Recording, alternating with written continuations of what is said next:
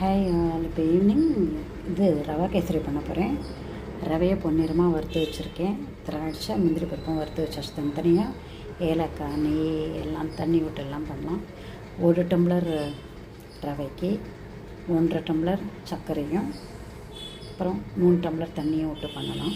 நெய் தேவையானது விடலாம், பண்ணலாம் பார்க்கலாம். ஸ்வீட்டுக்கு ஏற்ற மாதிரி ஸ்வீட் ஜாஸ்தி வேணுங்க 2 டம்ளர் கூட சர்க்கரை போட்டுக்கலாம். ரைஸ் குக்கரோட அந்த கிளாஸ் இருக்குல்ல, அதில் 1 கிளாஸ் எடுத்து வச்சுருக்கேன். ரவையை நெய்யில் திருப்பியும் பரட்டிட்டு இந்த கிளாஸில் 1 கிளாஸ் ரவை போட்டதுக்கு 3 கிளாஸ் தண்ணி விட்டேன். ஃபுட் கலர் நான் யூஸ் பண்ணுறதில்ல, நல்லா மஞ்சள் பொடி போட்டிருக்கேன். இது ரவை முதல்ல வேகட்டும். நெய் 2 ஸ்பூன் விட்டுருக்கேன். அப்புறம் மேலே நெய் திருப்பி விட்டுக்கலாம். மூடி வச்சுடலாம், இல்லை வெளியில் தெரிக்கும். சர்க்கரை அப்புறமா வெந்தப்புறம் போடலாம். வெந்தது பாருங்கள் ரவை. இப்போ சர்க்கரை போடலாம்.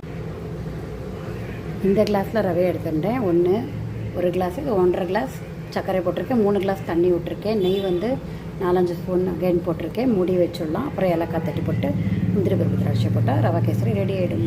7 ஏலக்காய் தட்டி போட்டிருக்கேன். ஒன்றா கலரிடலாம். சூப்பரான ரவா கேசரி ரெடி எடுத்து ஒட்டாமல் வருது பாருங்கள். இதுதான் போகிறோம். ரெடி எடுத்து முந்திரி பருப்பு திராட்சை போடலாம். சூப்பரான ரவா கேசரி ரெடி எடுத்து இந்த பண்ணி பார்க்குறோம். ரொம்ப டேஸ்ட்டாக இருக்கும். தண்ணி எல்லாமே அளவு கரெக்டாக இருக்குது. நல்லா வெந்திருக்கு. நான் மஞ்சள் பொடி தான் ஃபுட் கலருக்கு போட்டிருக்கேன். இந்த மாதிரி மெத்தில் பண்ணி பார்த்துட்டு கமெண்ட் பண்ணுங்கள், சப்ஸ்கிரைப் பண்ணுங்கள் please. Thank you so much for வாட்சிங்.